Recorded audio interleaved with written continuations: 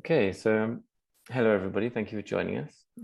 My name is Nicholas Jones. I'm the founder and director of Praxis. It's my pleasure to welcome you to this event, An Urgent Situation, the Role of Architecture in Tourism, Its Potential to Encourage Community. First off, I'm just going to mention that this event is being recorded and say that for anyone who isn't familiar with Praxis, we're an arts and culture catalyst based in Oslo in Norway. We create situations that help creative people develop what they do. And we look to kind of demystify creative processes for a wider public. So this event's part of a larger project titled An Urgent Situation, Rethinking Tourism Through Architecture, Art and Community. The project's got 3 phases. This series of 5 panel discussions, this one being the 3rd, and then an online working group, which will be followed by an in-real-life residency at Shumon Haven in Bali. We hope that this talk series is going to set a really strong foundation on which to build this broader project that we're working on. So the plan for today's session is that each of the speakers will give short presentations, and those are going to be followed by a moderated discussion led by Vere, before handing over for questions and answers with you, our audience. If you have questions at any point with this, at the bottom of your Zoom interface, you should find a Q&A function. You can actually type questions as they come to your mind, and they'll come up for us, and then hopefully we can get to as many of them as possible during the Q&A part. I'd like to say a special thanks to Charlotte Taylor, who's really led the way on this project, and also to our collaborators, Rebel Architecture Lab, Don Lawrence, Tanya Torgerson, and Shumon Haven. Rebel Architecture Labs, an Oslo-based not-for-profit collective working at the intersection of architecture, arts, urban interventions, and social science. Don Lawrence is an award-winning architect based in Oslo. Many of his projects focus on the potential for art and architecture to develop place. Tanya Torgerson is an artist whose practice has a strong focus on environment and knowledge systems. And Shumon Haven's a socially responsible destination in the making that will prioritize culture, community, and conservation. So our moderator for today is Vere Van Gool. Vere is a curator and writer. She graduated from the Architectural Association in London.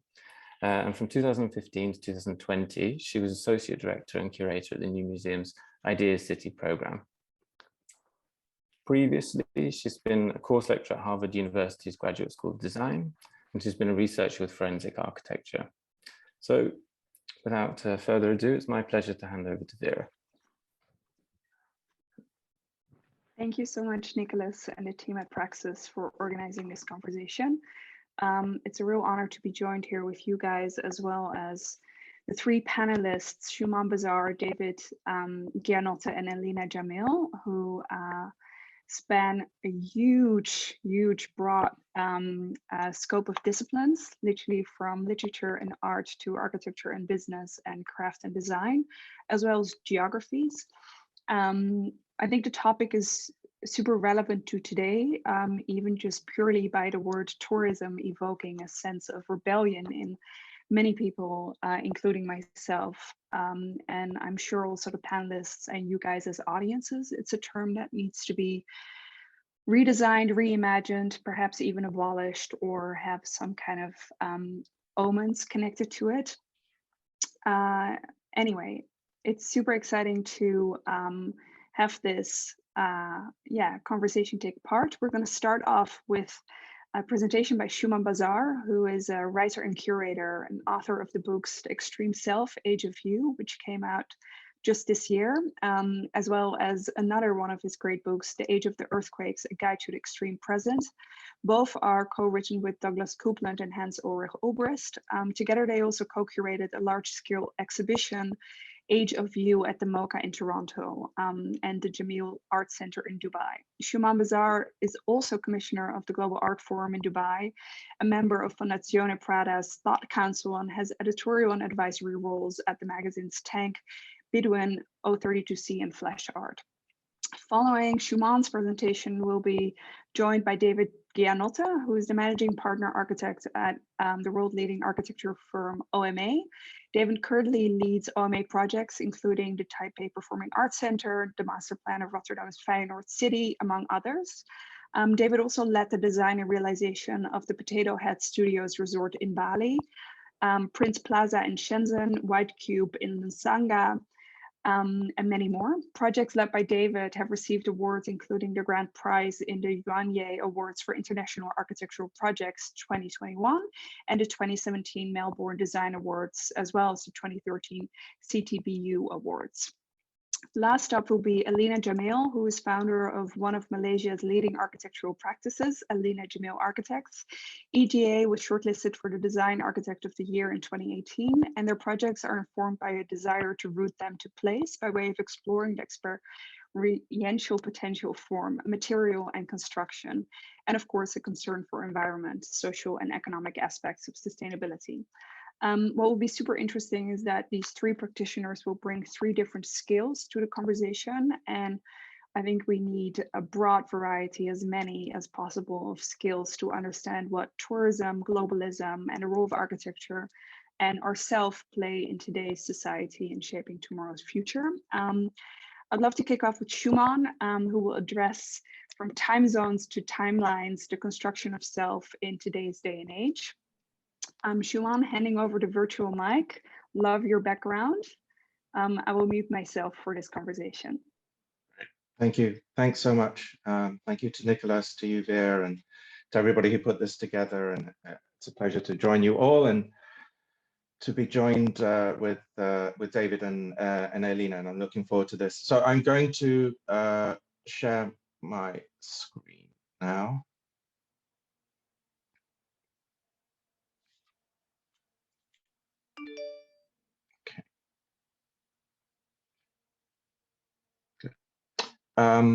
Can you see that? Can I just get a check? Yes, I can see it. Okay, wonderful. Thank you so much. So as Vere said, I'm going to approach today's topic from a wide angle view. I'm interested in who the I or the we is today when we use those pronouns at a time of technological and virological rupture. And do the terms place and travel mean what they did even just a few years ago? You see, my main focus over the last decade has been around how change is changing. And the thing about change is that it keeps changing. So in 2015, Douglas Coupland, Hans Ulrich, Obrist, myself, and the graphic designer Wayne Daly produced this book. It's called The Age of Earthquakes, A Guide to the Extreme Present. It is Marshall McLuhan's The Medium is the Massage, updated for the 21st century. For those of you who don't know, The Medium is the Massage was a very groundbreaking, prescient paperback that came out in 1967 that somehow managed to encapsulate the effects of electric technology on everything from the selfhood to culture, society, and politics. So for this book, we assembled a black and white paperback also, like The Medium is the Massage, and it's wired for eyes and fingers that are accustomed to swiping or scrolling, like I'm doing right now. These are the few of the first few pages. This is how the book starts. Have you maybe noticed that our lives are no longer feeling like stories? Our lives are becoming a lineup of tasks. Our sense of time is beginning to shrink. So what is the extreme present? Other than a neologism that we introduce? Well, it's this realization that the causes of the modern condition are not going away. The forces driving the current world will only accelerate. We invented 28 new words, neologisms, in this book because we believe that new feelings require new words, a new language. One of these terms was proceleration. And what we mean by proceleration is the acceleration of acceleration. Now, The pandemic has been procelerating the future into the present. What do I mean by this? Well, phenomena that were 10 or 20 years on the horizon have been telescoped to the current moment, all at once. This is change piled on top of change. Now, the sum of these sensations is something that I call change vertigo.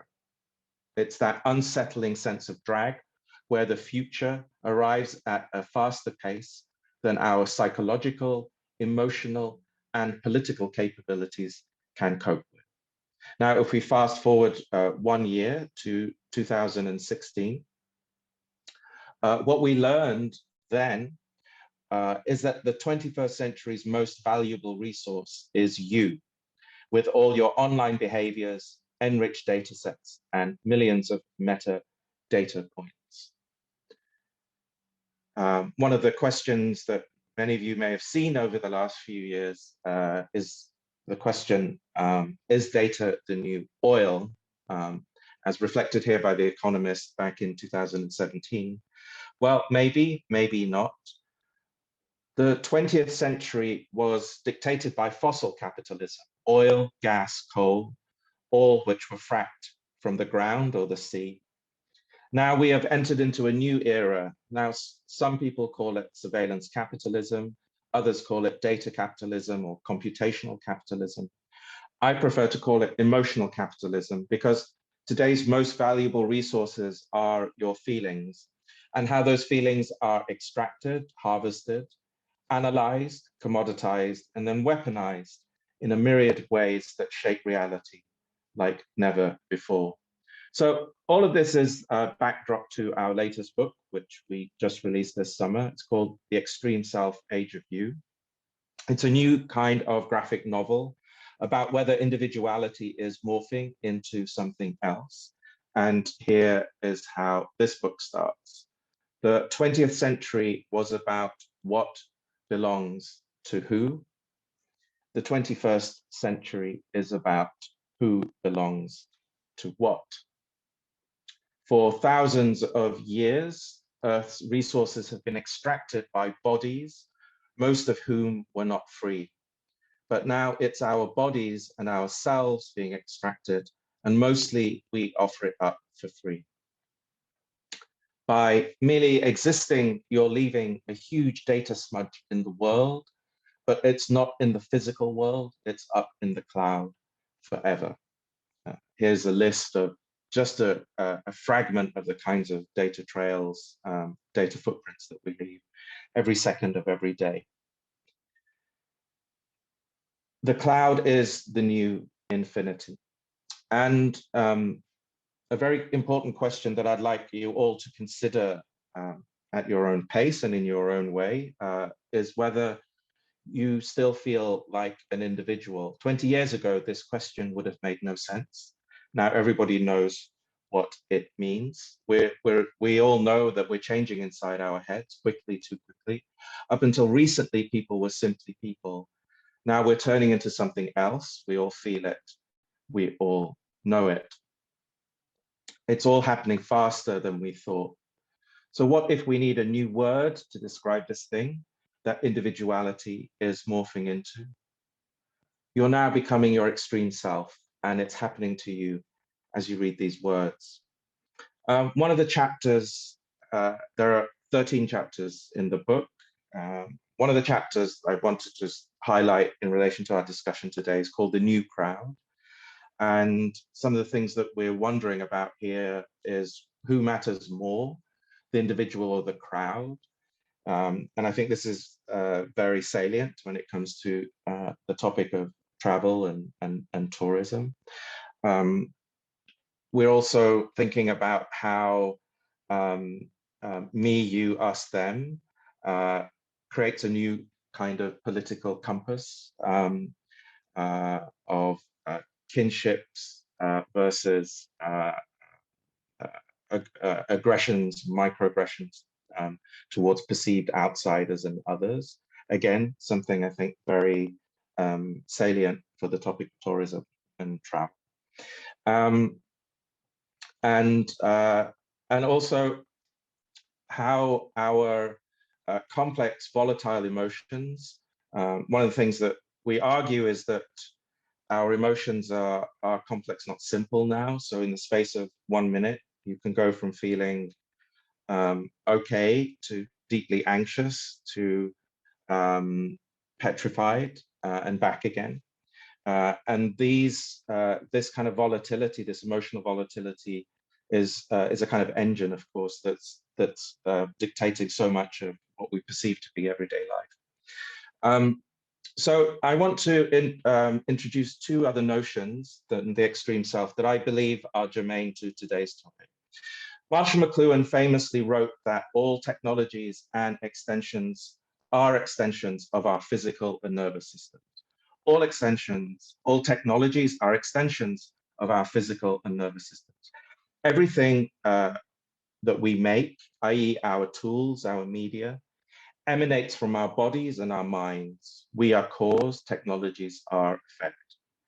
Somewhere in the past decade, when it comes to our mobile phones, such relations have drastically and dramatically reversed. We are now an extension of our phone. We are its prosthesis.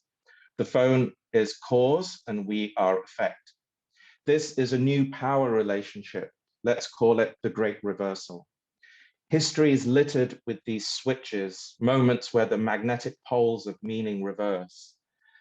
The effects of the Great Reversal are so seismic that we've barely begun to fully apprehend them. Some of you may remember Second Life, which was a 3D virtual world released in 2003. Its name implied that the world around us is first life and the one in your screen is second. But what has happened since the pandemic began is the inversion of that. Second life is now first life. And if you want proof of this, well, Mark Zuckerberg has recently declared that Facebook will hereon become a metaverse-led company. In the 1960s, going off-grid meant leaving the city and embarking on a nomadic existence or settling in a desert or a forest. Today, the equivalent emphatic rejection would be to smash your phone with a rock, become phoneless, adrift in the information wilds. The artist Hito Steyl told me recently that in the near future, a 5-star hotel would be one in which Wi-Fi isn't available at all. Disconnection becomes luxury. And the final thought that I'd like to share is the following. So again, we go back to 2016, after the Brexit result and the election of Donald Trump as US president, the political theorist Timothy Garton Ash described what was happening as like 1989 in reverse.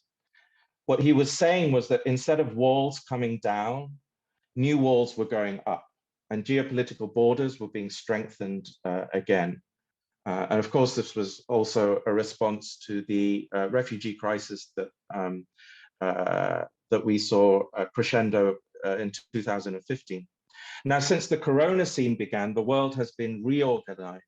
Instead of time zones, every country, indeed, sometimes every region within a country now exists on its own COVID timeline. Some places like China have been far ahead since the middle of 2020, and other places are way behind, with less than 1% of Africa currently vaccinated. This creates a new kind of disaggregation, new frictions between places, and people separated from places. I would argue that distances have become distant again. People, if they can holiday, they've been holidaying within their nation state borders. The previous ease of traveling in a hyper-globalized world, a world of 24/7 sleeplessness and collapsed adjacency, is being replaced with anxiety and prohibitive costs regarding international, particularly cross-continental travel. Add to that the climate crisis and the public shaming attached to so much so-called frivolous travel. As the futurist Scott Smith recently told me, The only certainty about the near future is the state of green light, red light, go, no go. So did we pass peak travel? Were we the last generations to assume physical travel as an innate human right? Are we already traveling in different ways that we don't even realize yet? And that's where I'm going to end for now. Thank you very much for listening.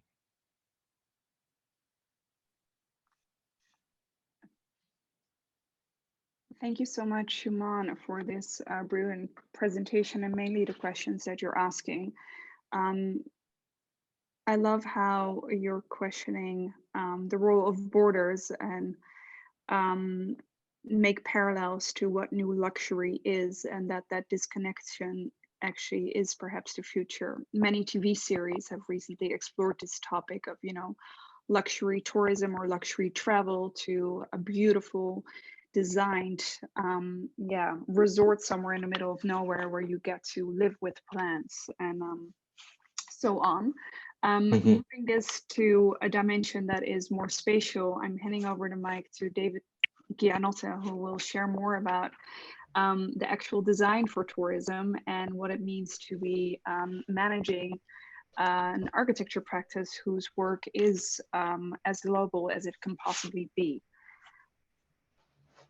Hello. I'm muting myself for this, David.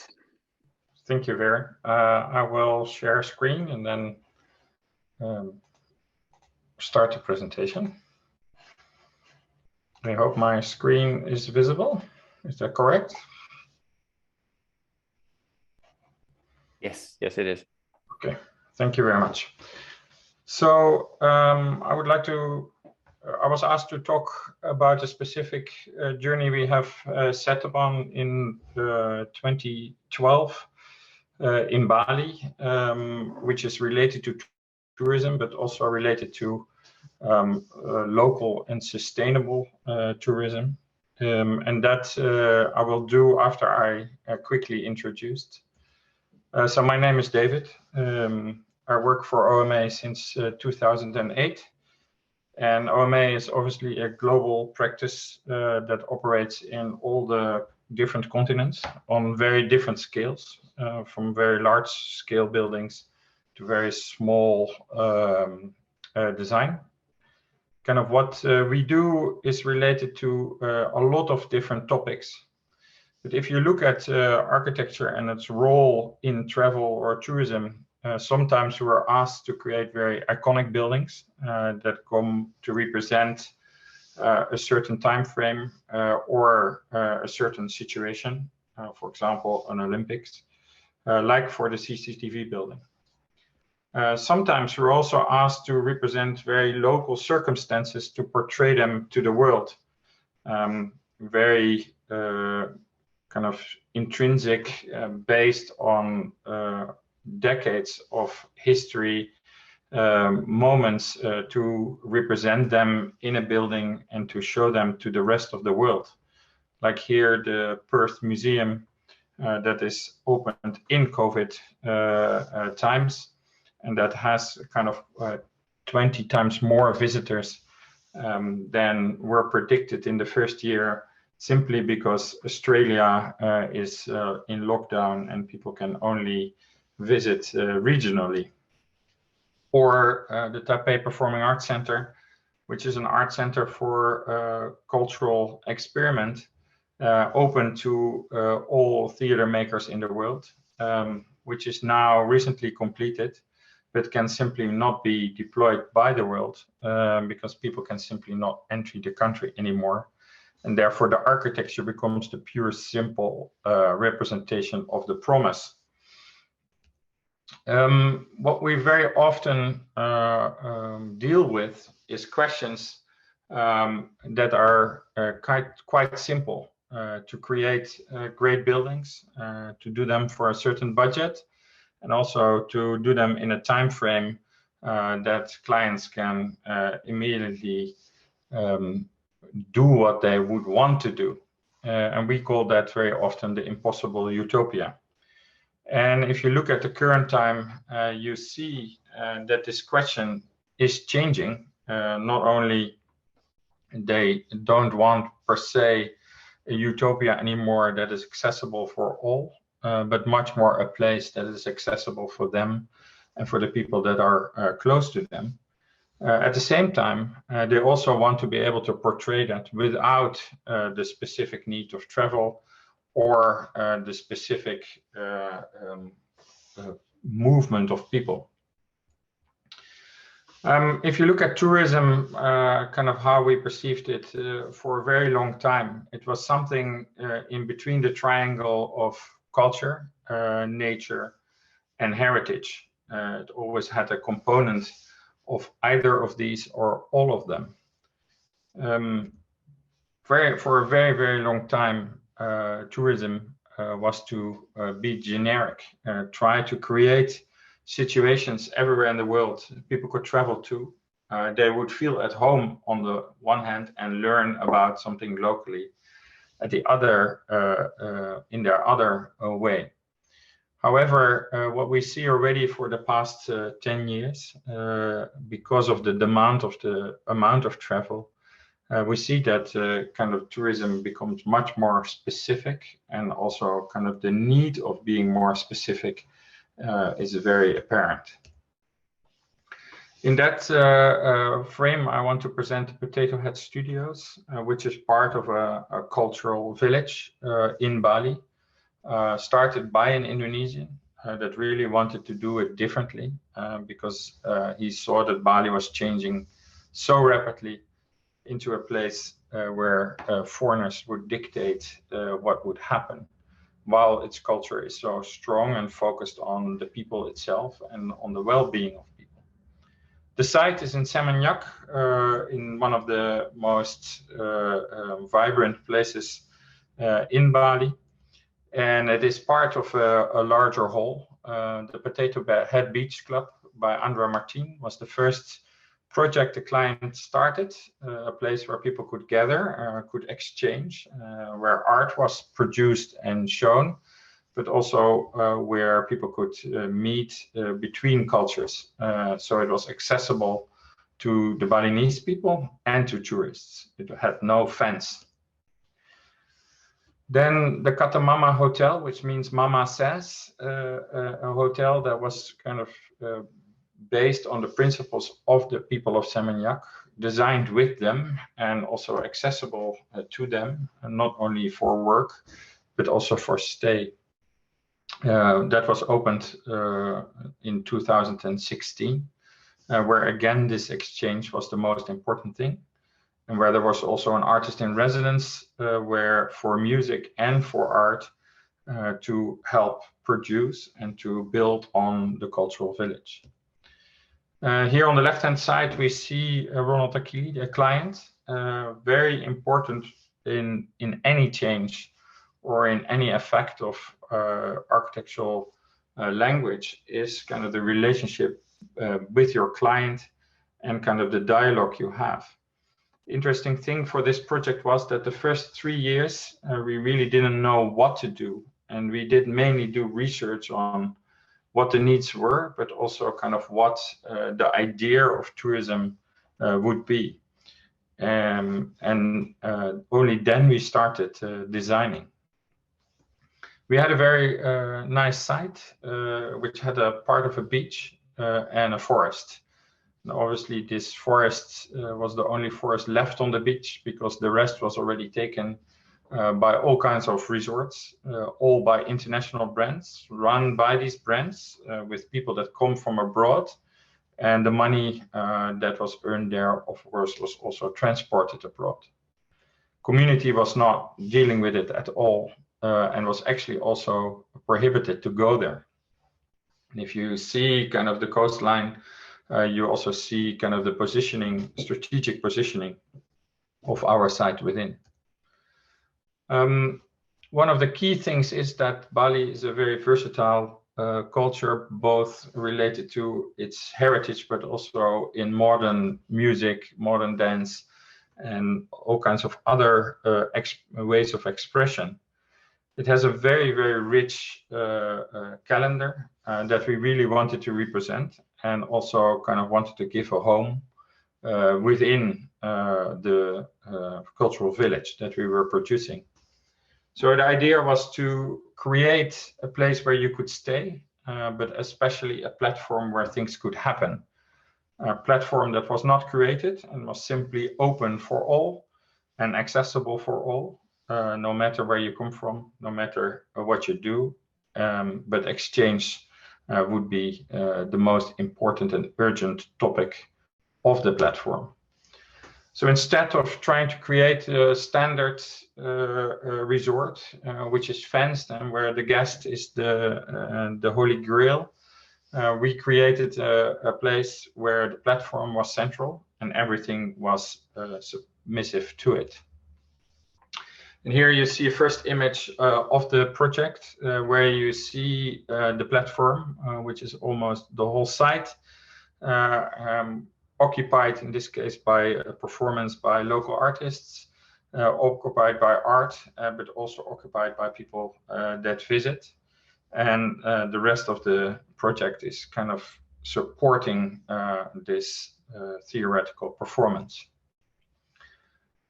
How could we do this? That was by liberating the whole ground plane. And the key thing of that was to raise the project up. Something that is very familiar in the Indonesian culture, but also is their vernacular is based on. And we use this vernacular to also program the different parts of the studios so that we could really try to portray part of the Indonesian culture and people get notice it without being told.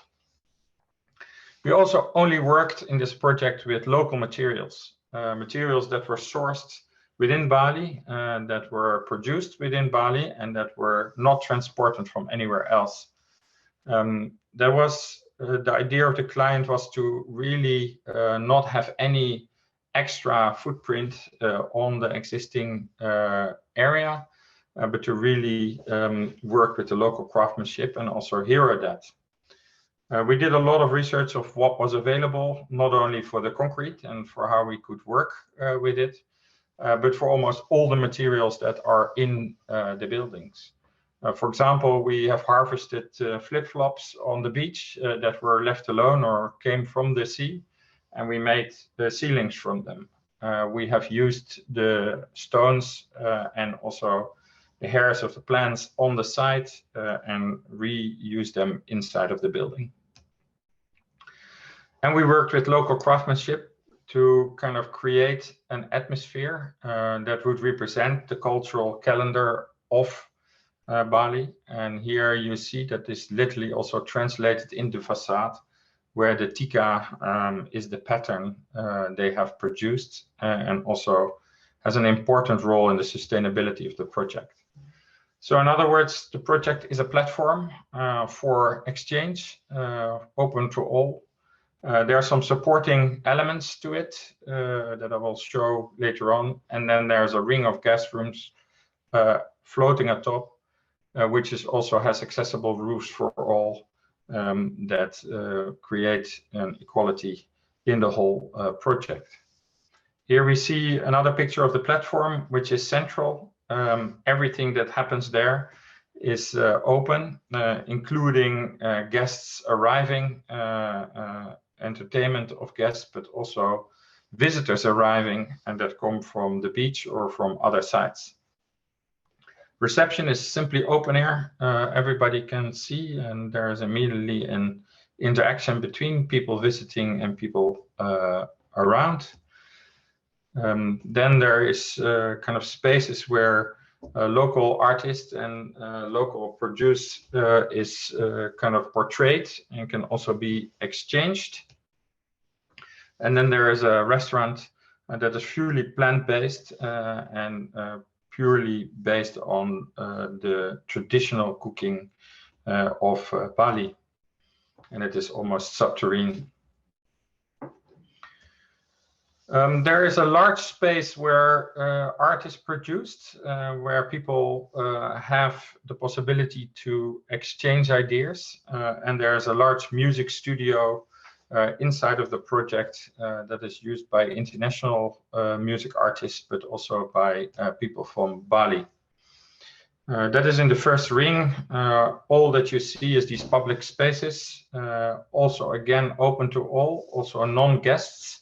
You see a lot of the people from the village come here for their daily exercise, but also kind of this exchange rooms and production rooms visible to the people that are guests and visitors. There's a very large courtyard that also kind of is an exhibition space where a lot of people kind of can show their work and their ideas. And then there is a rooftop where all the plants that are used within the restaurant are kind of harvested from, and where people can simply look at the beautiful sunset when they are around in Bali. Here you see a picture just before completion, and here you see a picture of completion. When we zoom in, the beachfront is an important place in a resort that is, of course, purely for relaxation. Here, the interesting thing is that we integrated the temple that was on site there, so that the daily ceremony, which is very important in Balinese culture, can still happen. Local people still use this spot as their holy spot, but at the same time, people can get acquainted with it. And there is a space for performance right on the waterfront that you can simply use, book, unbooked, and you can portray your idea. Here, a Swedish musician in residence worked on a project with a local gamelan orchestra and simply portrays that to public. The interesting thing is that this public is not from the resort, because simply it was not open at the time that this performance happened. So these people came from all around the island, and you see also a lot of kind of local people being interested in what is happening.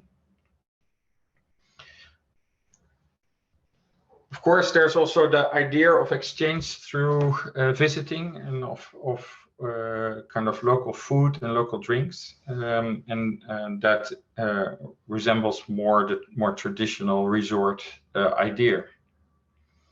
The rooms are very, very simple, and they are also kind of based on the climatized situation in Bali.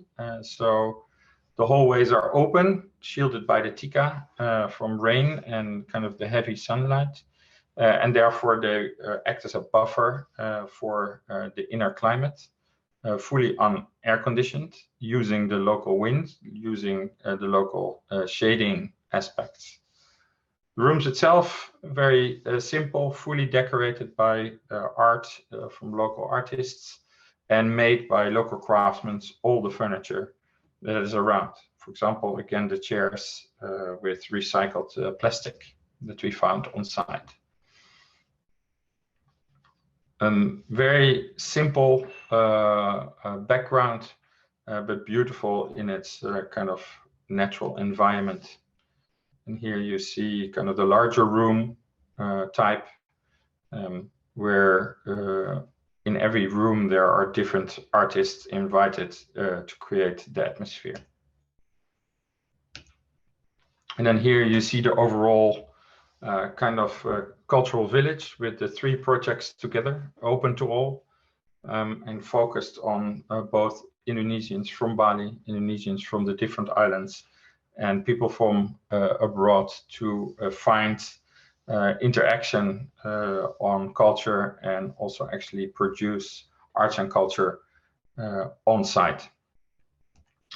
Based on this project, we have been asked with Potato Head to work on another full island in Indonesia, which kind of wants to find a way of eco-tourism, but especially eco-settlements, where the local community actually dictates the settlement and where people can come and visit and stay for a longer time, something that is currently ongoing in the practice. And we're also kind of working in a similar way on a kind of a guide to Qatar, where we are asked to highlight in the local situation the possibility of change and the possibility of visit. And that is kind of where I would like to hand over and stop my presentation for now.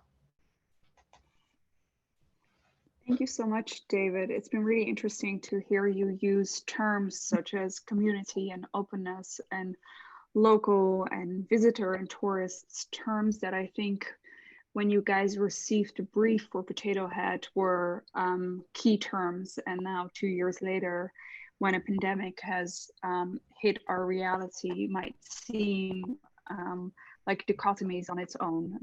The term eco-tourism, I'm not quite sure if that can ever continue to exist. But it was inspiring to see how you, within that brief, have adapted to the realities that are currently shaping Indonesia, as well as many other places around the world. Our third speaker, Elena Jamil, is currently based in KL, Kuala Lumpur in Malaysia, and I would love to hand the mic over and hear more about your efforts to engage with local building techniques and locals around you in your projects. Super excited to have you join us. Thank you, Vere. I'll just share my screen.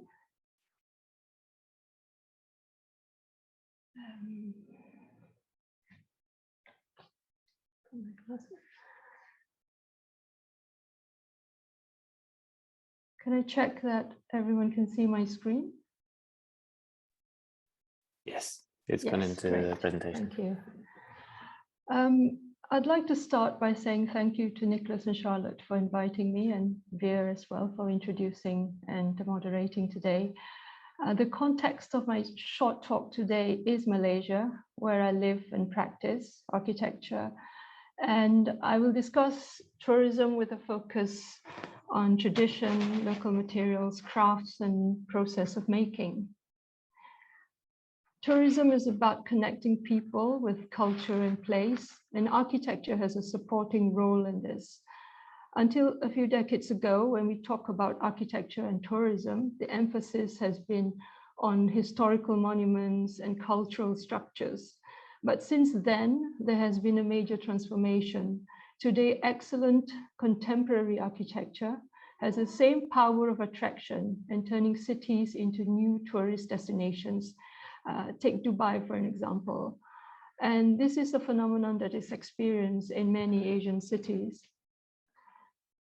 In many parts of Southeast Asia, decades of unprecedented industrialization and economic growth, driven by the discovery of natural resources mainly, has led to the rapid urbanization up and down the country.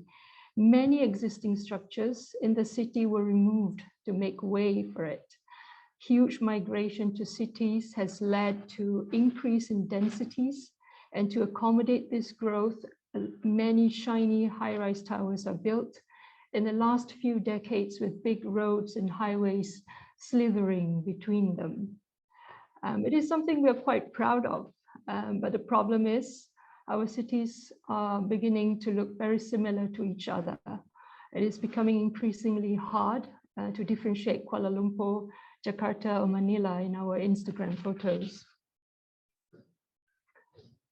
Contemporary architecture, iconic buildings, and commissioning well-known architects has become the new paradigm in destination differentiation. And here in Kuala Lumpur, we have the iconic Petronas Twin Towers, designed by Cesar Pelli, which was at one time the tallest building in the world. And it is used to define the city. And I have to say that these iconic structures work really well, and they are really, they work as an effective tourism industry drivers, as they provide, in a way, instant fame, and it appeals to the broad audience. But there are questions whether they help nurture local culture, promote sustainable practices, or build communities. Alongside exciting modern architecture, the tourism industry uses local culture and tradition as one of the ways to promote tourism, but they sometimes fall short in terms of making a meaningful engagement. An example of this can be seen in the advancement of traditional architecture, in particular the vernacular timber houses raised on stilts, which is touted as one of the most authentic, sustainable building typology in the country that relates to the local culture and climate. However, very often these houses are put forward as a showcase or a museum piece, an object of the past and not of the present. And it's not uncommon to find them grouped or placed in cultural villages, which is not unique only to Malaysia. You find these cultural villages all over the world. In such pseudo villages, we have a collection of different types of vernacular timber houses without any residents living in them, decorated to make it more interesting, and placed in a gated compound where visitors are charged to enter. And within these villages, there would be shows put up to demonstrate culture, for example, weaving, a local dish being prepared, or pottery making. This kind of a theme park development, I feel, is a great way to learn about local culture, but in many ways it also decontextualizes and misrepresents what this remarkable local architecture and culture is all about. In actual fact, these timber houses represent a typology that is still very relevant to this day. There are many lessons to be learned in terms of sustainable design in this typology. Within the cities of Malaysia, you could still find these traditional structures wedged between modern buildings. Some are being lived in permanently by locals, some are abandoned and dilapidated. The tendency here is to have these demolished without a trace to make way for higher density developments, especially when they're located within the city center or sitting on an expensive piece of land. These structures represent an opportunity to offer an authentic experience to tourists. Their value is in the fact that their existence within our cities make our urban landscape much more interesting. Instead of being moved to an instant village, demolished, the dilapidated ones can be fixed to become new homes for new families, accommodation for visitors, or turn into cafes or galleries. Their continuing existence in the city center would add to the much needed differentiation and identity that the modern Asian city desperately needs. An alternative to luring tourists with iconic buildings and museum-like object structures is building new structures within the city from local materials. And this is a small pavilion built for the UN Habitat Forum, placed in one of the oldest parts of Kuala Lumpur. The juxtaposition here is quite interesting. Here we have what is one of the oldest building materials this part of the world has known, placed against the colonial buildings and tall towers. Where I am, plants thrive, and we have a wonderful plant-based and renewable building materials that we could use to build, such as hardwood timber, bamboo, rattan, something that other places don't have. And we should take full advantage of this. Architecture that is built using local materials presents an amazing opportunity to create a unique destination where tourists who enjoy the pavilion and posing for pictures in front of it. We also had tourists who actually helped us to build the pavilion. And I find this very interesting, especially in the context of today's topic. The bamboo pavilion was built on a very tight budget, so we had to rope in volunteers to help us with the building. And some of these volunteers could be described loosely as working tourists. They have traveled from Europe and America for a few weeks to stay and help out with the bamboo workshop where we were working with. And I believe they paid a minimal amount for food and basic lodging at the workshop. And they are there to learn from the locals about bamboo craft and building. And there is a considerable number of foreign travelers who actually do this. some of them even paying quite a large amount of money to attend live bamboo workshops and classes run by the local community. I guess this starts to demonstrate that travelers are looking for meaningful experiences that are tied to ecological activities, a version of an eco-tourism perhaps. In our work, we find that structures that are built using local materials easily become an attraction during the process of building and also after it is built. And projects like this are unique structures that in many ways respect the identity and the authenticity of a place. Use of bamboo in construction is still very rare, but the enthusiasm for travelers for them will encourage its widespread use. The positive result of this enthusiasm can be seen in neighboring countries like Thailand, Vietnam, and Indonesia, particularly in Bali, where more and more bamboo buildings are being built as part of tourist developments every day. Building modern attractions that uses local renewable materials is capable of playing an important role in generating a sustainable source of income and employment. For example, it can provide eco-friendly livelihood options to communities, especially those who are marginal and live close to the natural environment where the required natural resources thrive. And here on the slide is an image of a bamboo workshop run by local natives, or orang asli as they're called here, who live around the fringes of the forest where the bamboo plant grows. Here they are seen cleaning and preparing the bamboo they harvested nearby for one of our projects, getting it ready to be used as structure. Today, we also get more and more local people being trained with the necessary skills to build using bamboo, something that is completely unheard of around 5 years ago. Back then, we had to import skilled bamboo workers from Indonesia. Local crafts drawn from vernacular traditions play a central role in the promotion of tourism here in Asia, and also, I'm sure, globally. And they take the form of traditional household and decorative items made often from natural and local material. Contemporary architecture is often excluded when talking about traditional craft.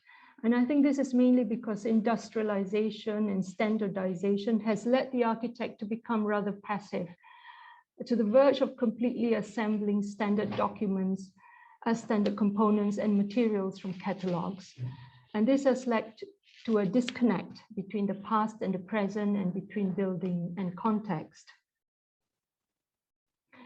Traditional craft is mainly seen as something that belongs to the past, but it can be part of the everyday if it becomes our environment. I strongly believe that it is a great resource to use in architecture. And here on the slide, we see traditional timber carving in a vernacular house being interpreted in a project of ours called the Meranti Pavilion. It's so called because it uses local Meranti wood.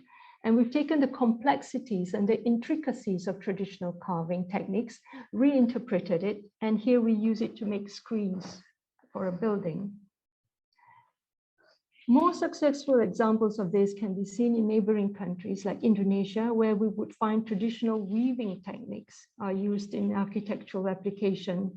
And weaving is one of the oldest craft techniques used to make floors and floor mats, walls, and even doors in vernacular architecture.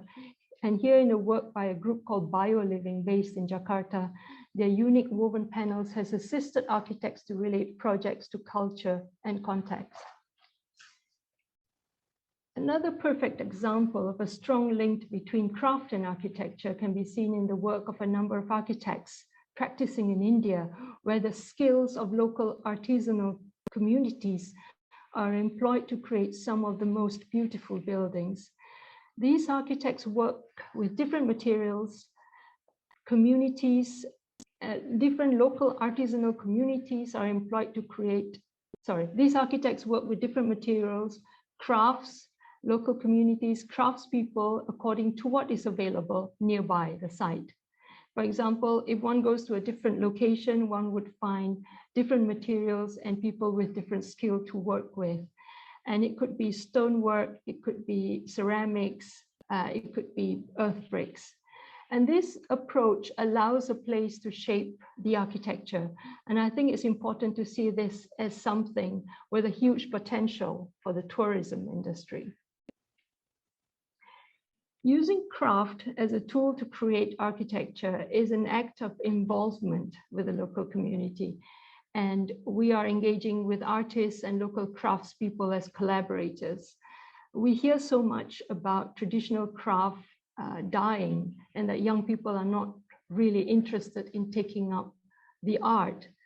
And here, using it to make architecture not only promotes the culture of a place, but we're passing it to the new generation, or teaching the new generation an old technique. We're encouraging the younger generation to transform them to usable products for contemporary modern life, so that they do not completely disappear. And I think it's a missed opportunity that we don't really fully develop our cities and its architecture using what we already have locally. We have so much to offer our tourists than just old buildings, heritage monuments, and modern glass skyscrapers. We just need to look around us. Local materials, traditional skills, and craft products, they could all be used in a way, one way or another, to create new architecture that relates to culture, climate, and place. That's it from me. Thank you for listening. Thank you so much, Eleena. Super exciting to see you zoom into such detail on the work that you're doing and the people that you're working with. I think one of the key things that I've picked up among you all is this idea of buildings without visitors, or exhibitions without viewers, houses without residents, etc. And I think this is also where I would love the panel discussion to kind of move forward to. I bet at this point that there will be questions from the audience. If anybody has a question, feel free to raise your hand and drop a note in the chat box, and that way we can incorporate these in the panel discussion throughout this conversation or after some of the initial questions. I would also like to invite the panelists, Shumon, David, Eleena, to feel free to ask each other questions about the presentation if any of those have come up or will arise during the following. As I said before, I think a lot of today's presentation is still based on a certain type of jargon that perhaps is a jargon of the past. Maybe tourism as such will never recover. Maybe the word exchange is predominantly limited and linked to just local and locals. And I'm excited to learn a little bit more about your future predicaments about that. For me, as a Dutch person growing up in the European Union and moving to the US and having traveled a lot for my work, I've always found this issue with the word tourism. Often I'm referred to as a tourist, and often I feel a little bit uncomfortable, something that also depends on where you tour yourself to. It's perhaps an outdated term. It definitely is a triggering term, and it's a term that tessellates between discovery and between globalism. But what we know now, having more or less all of us sat still throughout the 2020s and 2021, seeing climate, resource, political, and social emergencies shape our daily lives, literally from our whereabouts to our practices, to indeed having to design or open buildings without the intended viewers or participants or visitors or residents. I wanted to ask you all the question how you guys envision the future of tourism and the future of travel. And specifically, going back to this jargon and the general term of we. Often when you think of tourism, you have groups of people in mind that move from place to place, but who actually are those groups and who is tourism for? And specifically, how does the kind of reframing of that term will influence your practice? I would love to hand the mic over to Shumon, and then we can go in the order of presentations to make sure that we hear from the three of you. I hope it's clear to you, Shumon, what I'm asking. Quickly summarized, how do you see the future of tourism and travel take shape, and how does it influence your practice? I mean, hopefully it came across in my little spiel that I mean, if we think analogically in terms of, if we go back billions of years, if you remember Pangea, right? So the supercontinent, and so all the land masses that we now know today were actually originally connected. No, there was a single supercontinent, and then over billions of years, tectonic plates shifted, and we got continental drift. And then we eventually, get the picture of the map of the globe as it has been in our lifetimes, or certainly the last few hundred years.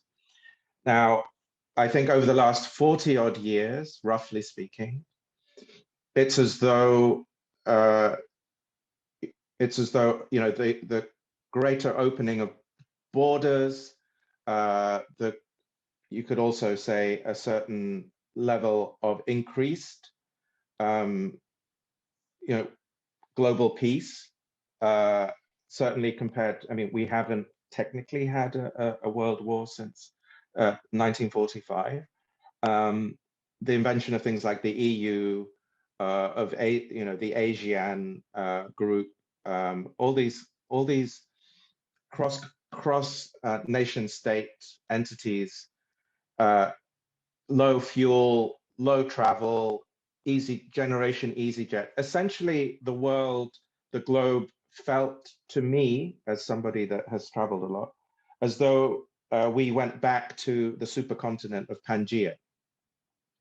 And so, and that meant that to those privileged with the right economic means and the right passports, Singapore was next to Sao Paulo.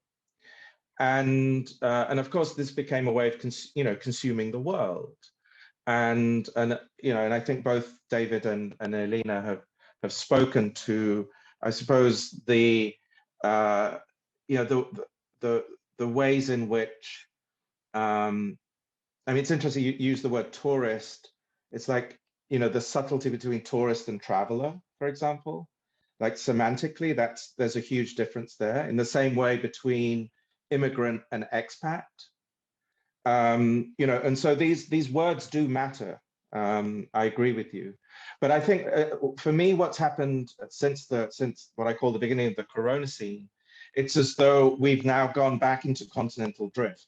So the supercontinent of this like neo-Pangea that we've lived through over the last 40 years has kind of gone back to, so I mean, I have a home in Dubai, I have a home in Berlin. And to me, those two things I sort of inhabited in both of those places at the same time, but now they feel far apart, no? And Singapore feels very far away, LA feels very far away. And I don't think this is going away for some time. And of course, I mean, it's interesting, isn't it, that this sense of the interruption, or what could be called deglobalization, right, or a kind of anti-globalization in a way. And we're seeing this now with supply chains. No? I mean, we're seeing it, Evergrande, the property, the kind of ticking bomb of the property crisis in China, how that might, in a way, maybe that could be COVID 2.0. We don't know yet, right? But the sense of both being deeply interconnected, but now further away from each other. And I mean, I've always been interested in this notion of distance. And, for that to have happened really at the same time, it seems to me, as conscious, like the consciousness of climate crisis. No? I mean, the thing is, we're now living, the clock is ticking. No? I mean, we've had the report that came out a few weeks ago, one of very many, but with each report, we literally have less time. And it's, for me, it's really bracing to see how that manifests in very young people today, who literally, I mean, they can't imagine a world literally beyond 2030. And so, that's what I was trying to get at in my presentation, is that, you know, we've sort of crossed a number of extremely critical red lines that I agree somehow throw into deep questioning, you know, a whole set of received words, you know, like tourism, like travel, like the innate right to be able to just like get on a plane, go halfway across the planet because, quote unquote, you know, it's good for my soul or something like that. And so, you know, it's fascinating seeing both David and Elena's projects because I think they also do represent you know, a before time. We're still going through this transition, it seems to me. We don't know what's going to come out of it at the end of it. But I do believe that for some time, I don't believe we're going back, you know, like I don't believe we're going back to, do believe we passed a certain peak of, you know, a certain unthinkingness towards the ease of travel. And of course, you know, this has always been the case for many types of people with many kinds of passports or absent passports, you know. And but the sort of friction of movement, it seems to me to be palpable now in a way that it wasn't even just 2 years ago. And yeah, I'll leave it there. I think you're spot on, specifically also with your terms of the Corona scene and neo-Pangina. I think it's really great to think on this meta scale where on the one hand, the nearing future of 2030 leaves us speechless, yet we're using terms that literally only bring us to 2030 and as a repetitive old way of thinking. Wanting to switch this over to you, David, as a Dutch founded architect partner at OME.eu, so to say. Working in Indonesia obviously also brings forward some of the Netherlands' own colonial histories in operating overseas. I wanted to ask you, in terms of thinking about the future of travel and the role of the architect in shaping and facilitating that, how did this light of kind of the colonial past in the specific case of the Netherlands and Indonesia, but also moving forward, what does this kind of neo-colonialism can look like, and how will it, in a perhaps more ethical way, shape the future of travel? I love how you're mentioning all these kind of mandates and activities that your buildings are subscribed to do. Is that something that your office is thinking about more? And also, what will your buildings mean if maybe this term that I've heard you use quite often, exchange, will no longer be possible? Super loaded, complicated question, but feel free to respond as simply as possible with just the future of travel and tourism. No, I think one of the key things is that tourism has become very instant, almost like comparable to the instant noodle that is everywhere in the world, and kind of that has been erased from all its cultural value. Kind of tourism has become that instant certification of your mind, yeah, and travel for me is something very, very different. I think Shumon already talked about that. And I think travel will always kind of be there, and especially also after the pandemic, but will be there in a way that people travel to stay and not travel to visit. And that is a kind of a very, I think, a thing that other cultures will have to respond to. In other ways, people will really try to still go out, still visit other places, but kind of not in an instant way of 3 or 4 days or a week in which they want to see everything, but actually in a way they want to be part of something. And the technical world, and as we see it during the pandemic, we can work from anywhere, we can work in any circumstance, will actually allow us also to be and stay for a longer time somewhere where we believe that we have an added value. yeah, rather than being a data set, we actually being a human being that actually has something to learn, something to add, and has something to, in my word, exchange. I think exchange will never disappear. Maybe there will be more complications in it, but it will not. It will definitely not disappear. Related to colonialism is an interesting situation. Kind of, we were asked by a company that is called Potato Head, which was the swear word for the Dutch in Indonesia, to help them to design something. And I think that it is in the past, and a lot of people realize it's in the past, but we have to come to terms with it through collaboration, through this kind of different type of vision on what it brought for each end.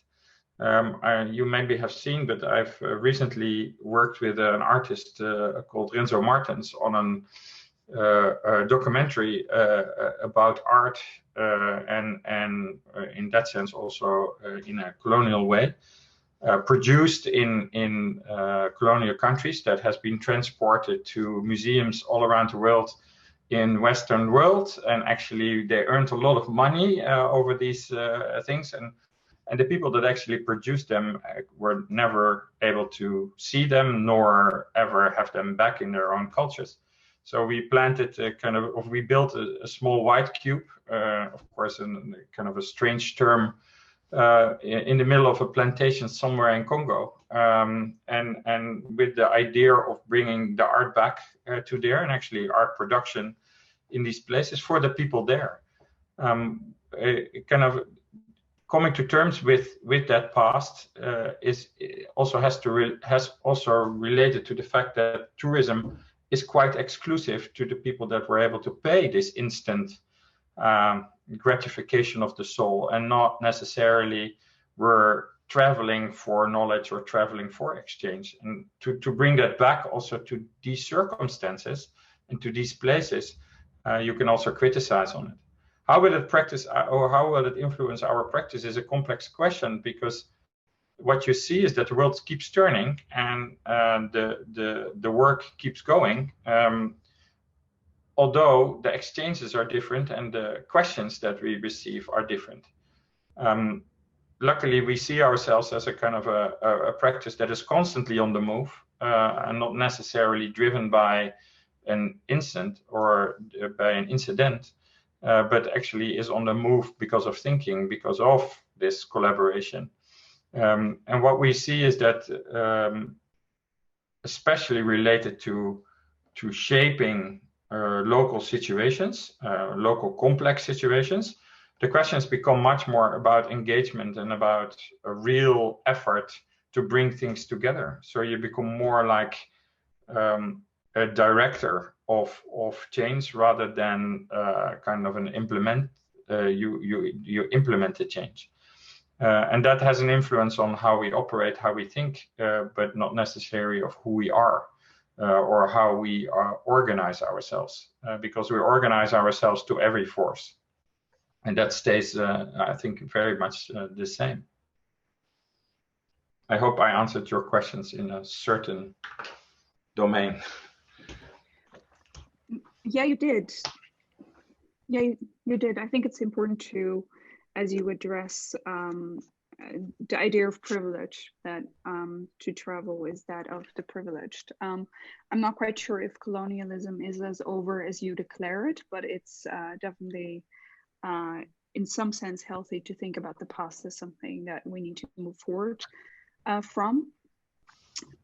What is specifically interesting is in the conversation we had last week is that the panelists were asked to come up with a better term for the word tourism, and exchange was definitely one of those that was mentioned. And what I liked about it is that it kind of implements, or it exchanges between two parties, whereas that of the tourist is more that of a one-directed party that discovers or exploits. And I think this kind of mandate of it being a two-way direction is what you see in your practice as well as in your, Elena, your practice, that it's more specifically working with the land, with local materials, and kind of lives that the local bamboo plants have, and how to put that to use within a time frame that is suited to the program. I wanted to ask you the kind of same question, how you see the future of travel and tourism for your practice, as well as just your daily life, and how you manifest your buildings and your work and your thinking.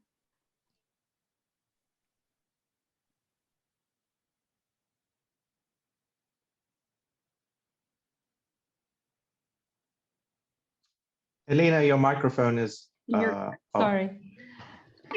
I think about the future of tourism, I think there is a hope and there is a fear on my part.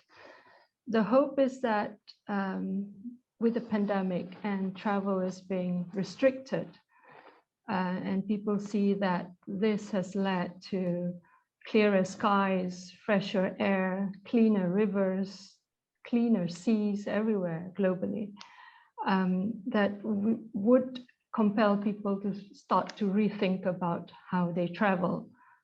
I think people will start traveling again, but they will consider more the impact of their travel and how and when and the frequency of their travel, and also what they do when they travel, I think. There are more, conscious efforts, perhaps, of thinking about how to offset the carbon footprints of traveling. And then I think people will be looking for more authenticity of place and a more meaningful experiences at their destinations. So that's the hope. The fear is we've just opened up our borders 3 days ago. And within 12 hours, the roads are choked, the planes are full, everybody's on holiday, it's hard to get hold of anyone. So there is this frantic scrambling of trying to go abroad, and I think for most people it doesn't matter where they go. They've been cooped up in their homes for a very long time. Perhaps it's driven by the fear of there might be a COVID 2.0, as Shumon has mentioned, that there is fear that it might close up again. So that's the fear of that people feel that they need to compensate for lack of traveling. So there are many kinds of people and many kinds of way of thinking, and I respect all of that.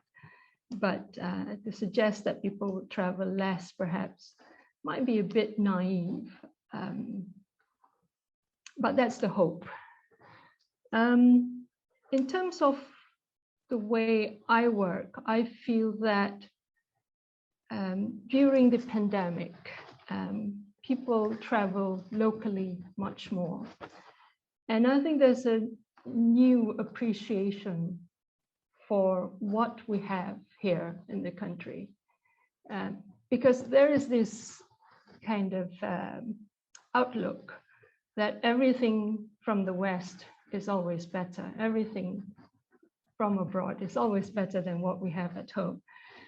And having conversations and looking at what people are interested in for the past year and a half, I think there is a renewed appreciation for what we have in this country in terms of tourism. It means the local craft, the local destinations, which we don't really go to because they are usually full of foreign tourists. But now, they've become something or somewhere that we would go to now because we can't go anywhere else. So that's a really interesting development, I thought. And for our work, I think we start to think more about not just how to build and the finished product. We start to think about where our things come from, starting from from the time that tin is mined from the earth, about the processes that goes through to make a building product. I think it's something that I think up to a few years ago, me, myself included, I mean, we don't really think about that. But when you talk about circular economy, and during the pandemic, I think this is something that somehow becomes a very important thing to consider, especially when you start to think about how quickly the climate is changing for the worse. And of course, COVID is partly due to this climate change. And so I think that's a positive side, I think, from this pandemic. There is a more appreciation about where your things come from, a more appreciation for things that are local, things that are around you.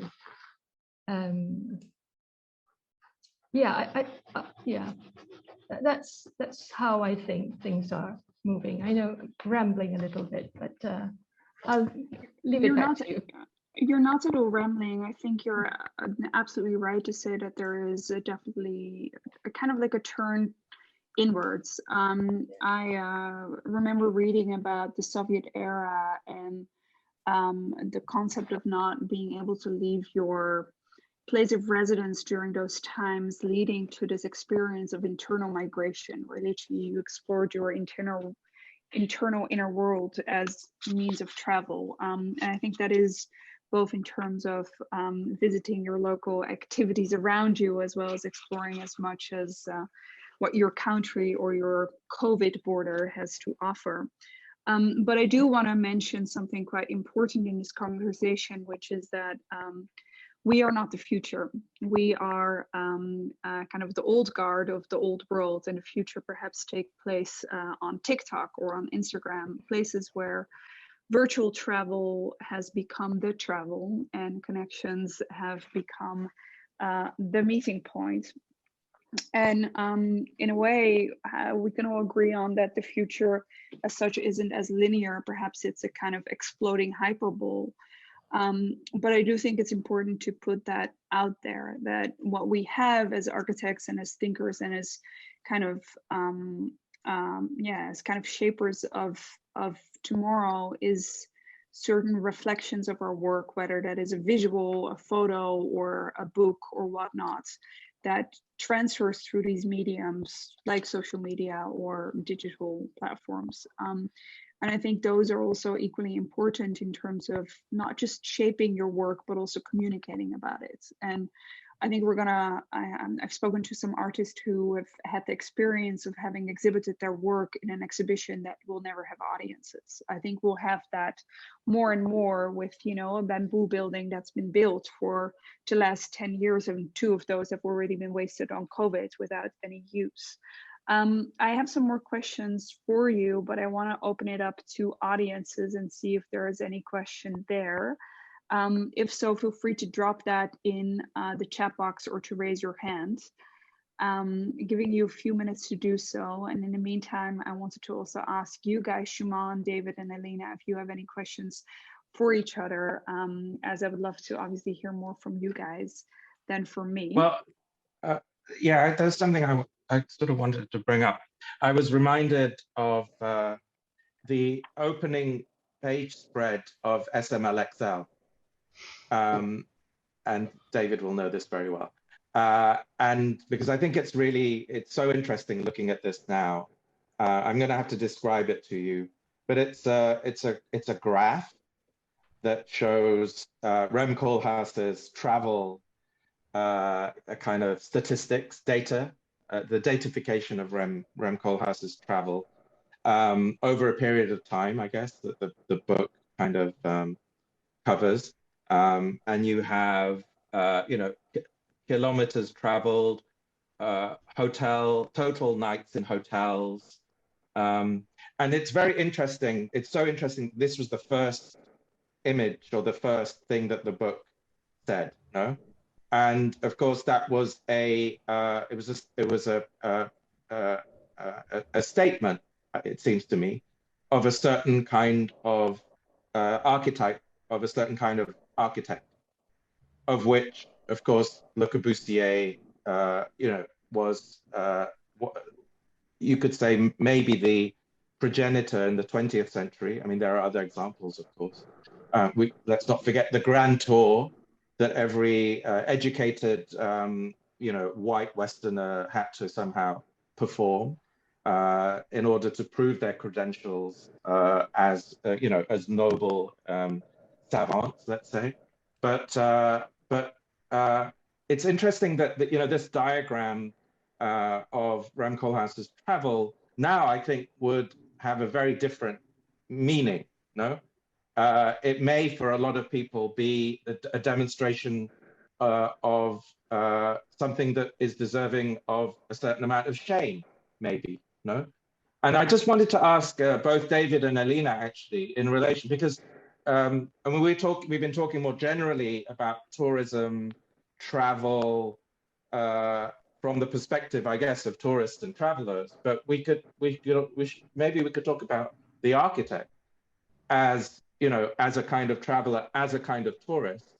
I mean, there's this whole notion, is there not, that a way of dismissing a certain kind of architectural intervention as being, that he, she, they are kind of tourists.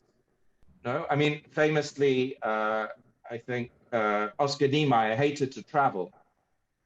So we have Niemeyer buildings sprout, from Tripoli. There were designs for Abu Dhabi, many other places, and he never even went there. Now, for a certain time, we would have, I think, discredited that because it's a kind of signature, you could say, well, it's a certain kind of like colonial intervention without him ever having gone to actually see these environments, himself. But now there's another way you could sort of retroactively say, well, no, actually, ecologically speaking, that's a better way of doing it. The third version would be to say, well, actually, what right does an architect have to be building things everywhere and anywhere? No, as though, I mean, the Guggenheim effect, of course, as we know from '97. But I'm curious what David OMA famously now is such a, its Office of Metropolitan Architecture. Its scale was, or Buckminster Fuller, it was planetary. And, Rem, of course, with his childhood growing up in Indonesia, I know there are, in his proximity to Asia is something very, very personal. And so there are many levels to this, but I wonder whether, how you feel about that critique of being a tourist as an architect today, and whether that, you think there's something there, and whether attitudes have shifted or changed even in the last 10, 20 years. Yeah, I think that diagram you're referring to was really kind of a diagram about how you are lived when asked questions and wanting to take them serious and answer them, rather than an expose of, look, I'm traveling all the world, I know, and so it was more or less a critique of what people thought about the term that was introduced then of star architects. They fly around, there are stars, they come and they answer a question, rather to kind of, if you want to seriously engage, kind of look what you have to do or bear. I think one of the key things that has shifted in the last 20 years is that you're not asked to come and to bring your knowledge and do kind of a building that is non-contextual, that is not collaborative, that is not actually done with others. Kind of our role in our practice and the way we are asked to solve complex questions is actually to engage, to give a different point of view, to share that point of view with people that know the context extremely well, and to construct together an answer that would not be able to be given by one or two or each individual. And I think that is why I said earlier more like a director type of role.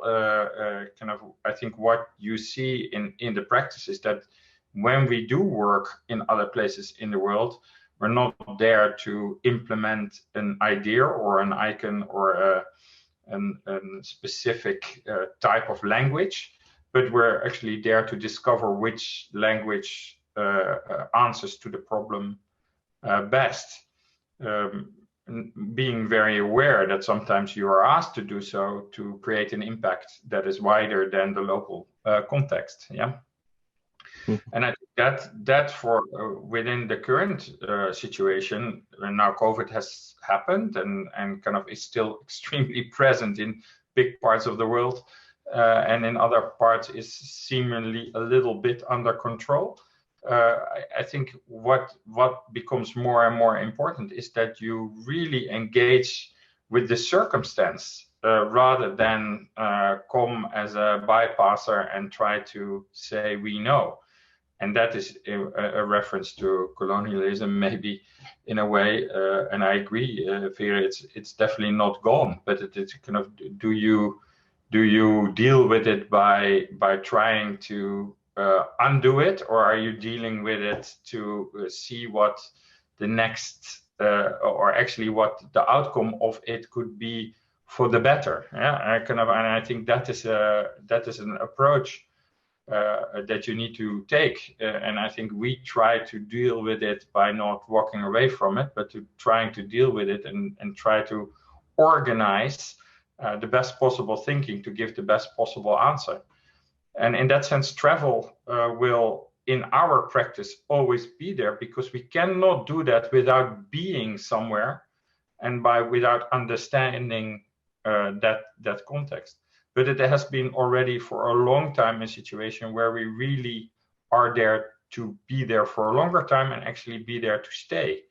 We're not a practice that operates with partners in one place that fly everywhere, come back, solve a problem in the headquarters, and then fly back. No, we are actually there, and we want to be there to understand. If that is still possible now, in that amount of time investment and amount of trying to help direct is a question mark that we are struggling with, obviously. But on the other hand, that we also believe that is necessary to do things together. That investment of time, that investment of off-grid is a very important thing. You can't do that through Zoom. You can't do it through having a conversation over a phone. You actually need to do it from person to person in the most how do you say, delicate circumstances, I would say. And that is something you can still strive for. You don't need to be ashamed of, because I think that is how people interact in the best possible way. And I agree, social media, TikTok, and all these type of things, my kids are constantly engaged with it. They show me a lot of these things. I'm interested in it, but it is impossible for them to understand the real connection to the person they see or the action they see on that screen. So in the end, the question will still be, how can I actually interact with that person in a way that I feel? And that, to me, architecture, that component is so important to architecture and to, or let's say, meaningful architecture that really has an effect on a local scale and then maybe on a larger scale, because that is always the starting point, obviously, the local scale, that you cannot erase it. And you can also not erase it out of our DNAs as people. You need to have that understanding and engagement to be able to even do it. And that is probably why I answered to it, kind of, these data will definitely change and they will be more structured and they will be more, but they will never be gone. They can't be gone to do what we want to do, what we have to do, and what we feel responsible for. Notwithstanding whatever discussion or footprint or needs to be discussed with it. But it is who we are as human beings. Yeah, the curiosity can never disappear, in my point of view. I think that's a great note to segue into a question that we have from our audiences. Before that, just want to hear you guys to think of how many hours of walking we are apart from one another. Just a wild guess. If you have any number that you want to throw out there, I just did a little calculation myself, but I think it's good to put this large conversation of travel and tourism, which is so highly dependent on the technologies that we have accustomed ourselves to, back into the world of our feet. Any ideas, David, Elena, Shumon, how many hours are between us? You are in Paris, right? I'm in Paris, so we have Paris. I put you in Berlin, Shumon. We have you in Rotterdam. I'm in London at the moment. Okay, so I think we'll add a few more hours, and you in KL, Elena. Yeah, that's not hours. That's days or weeks, perhaps. Months, probably. Yeah, I would say yes. It's 3,000 hours. So when you, funnily enough, type that into Google Maps, you get all these COVID restrictions, but you don't actually get any like warnings that this is visa technically just like not even possible. Anyway, segueing to a question of our audience's Paul Edwards. I love what you wrote, and I think it connects to what you're saying as well, David. As a species, we appear to have always had an urge to wander. It seems built in. Are we evolving out of that? Elena, you can start. I don't think we will stop traveling. But I think we can. I think we're having a little technical issue with Elena. Right. Shumon, can you hear me? Can you hear me? Yeah, no, I can hear Elena actually. Me too. Yeah. Yeah, it's fine, Vere. Okay. Can you hear me, Vere? Are you okay, Yeah. Vere? Yeah. I don't think we will ever stop traveling. As you said, it's in our DNA. We're curious. We want to see things. We want to see things that are different from where we come from. But I think the pandemic shows that there is a more practical way of working that does not need traveling all the time. I remember doing a bamboo classroom back in 2011. I did not go to site at all. It took about a few months to build it, and mainly because there was no money in it. The budget was so small. There was no budget for me to travel to visit the site and to talk to the contractors. And what we did was to detail our drawing very carefully and make sure that we don't miss out any details. And we passed it on to the site architect for him to execute with the contractors. And I wish back then that we had this, these online platforms that we can discuss with them.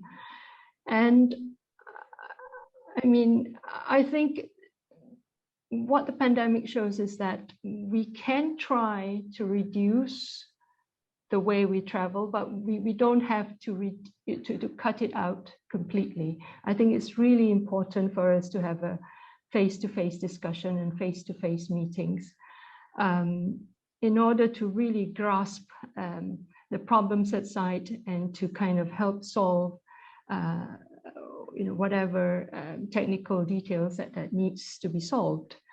And architects also travel for talks, they travel for exhibitions. I mean, I went to New York for 3 days just to give a talk, and that's terrible on the carbon footprint. But it was, I think, something necessary for me to do, to be out there, to talk about my work. And I don't really feel guilty about it. But there are, now that I think back, I mean, I would only travel if it's absolutely necessary. If I feel that my presence are not really required physically, then I would request for an online platform to discuss things. But I think what we can do now is to balance. We can reduce it, but it will not go away completely. I mean, I will still travel after this because we need that interaction, human interaction. We want to learn from each other. And sometimes we learn from each other when we are physically in a place together. Those are my thoughts on this. I think we are indeed getting out of wandering for satisfaction, but we're probably getting towards wandering for meaning again. So I think some of the things that we forgot about why we are wandering, to find a new place where we can sustain, to find, to exchange knowledge and that kind of stuff, that will always go on. Just wandering to feel more satisfied without any specific reason will probably be way less. So I think wandering is a term that comes back to its original definition rather than to, okay, I have the right to do so and I don't know why. Yeah. That is kind of how I think. And the other thing about what the pandemic shows is that how much time you have by not traveling, isn't it? I mean, I find myself with quite a lot of time on my hands to do all the things that I wanted to do that I didn't have time before. And I think that's the plus side of less traveling. And I think it can give you more meaningful life, more time for things outside work, which, you know, at home, which you never really think about, that you could actually enjoy yourself being at home and being in your, you know, a local environment. That's something that I think a huge realization for me, maybe not for other people, but you know, traveling actually takes up a lot of your time. You arrive at a destination, you suffer jet lag, and you take another, when you come back, it's another week to recover from a jet lag. So I think we can run our life more efficiently with slightly less travel. I think that's a really interesting point, but I do want to bring some skepticism to that thinking, because if there were to be the technologies that allowed us to travel from A to B within just 1 hour, how would we educate and shape ourselves to not fall back into this kind of exploitative pattern? I think what I love as an ending note for this conversation is a kind of sense of accountability that the last 2 years of rethinking our world have brought upon us, if not before. And I think what you touched upon, David, as well as you, Shumon and Elena, that the role of the architect, I can fairly say also the role of the curator in a way, is definitely become more so that of the distributor, whether that is of your own knowledge or your own privilege or your own resources. And I think that is an exciting way to engage local communities. I think we're going to walk into a reality in a few years from now where this idea of local perhaps might no longer be actually the right term for such. Right now it's often brought in parallel and seen as this like sauce term that makes every project good as long as it engaged with locals, but there obviously is like 1,000 types of locals and shades. Anyway, I wanted to thank you all for joining us today in this conversation about rethinking the role of tourism in the way that we ourselves are shaping it as well as reshaping it, and the kind of design consequences of such, may they be digital, small scale structures or entire islands. If there are any follow-up questions, feel free to contact the team at Praxis or individual speakers themselves. And I wanted to give a special thank you to Nicholas and Charlotte, who facilitated this conversation, as well as, of course, Shumon, David, and Elena. Handing the mic over to the team at Praxis to wrap this up. And thank you all. Yeah, so thank you, Vere, for doing such a fantastic job of moderating and helping the conversation flow. Thank you to all of our speakers, to our collaborators, and to everyone who's joined us. I think I would like to just add a small comment on that. That, you know, as we're thinking about our kind of urges to wander against our responsibilities that we're becoming all and more aware of from every angle, I think it's really interesting to think about how kind of Schuman's notion of disconnection as luxury, David's ideas around kind of hybrid spaces and thinking about perhaps settlements rather than hotels, kind of longer term aspects, and then maybe Elena's ideas around local typologies and materials as a route to kind of sustainable, appropriate, and also unique kind of non-homogeneous identities can kind of come together and bring, like sort of, I think, very interesting aspects to this thought about, you know, the role of architecture within this future of travel, and, you know, whether tourism will continue or we start thinking about it differently. But there's lots and lots to chew on between those different aspects. And as I mentioned at the beginning, this is the third of 5 events within the wider project that looks to rethink tourism, which we use deliberately as a kind of triggering, somewhat difficult term, but specifically tourism through architecture, art, and community.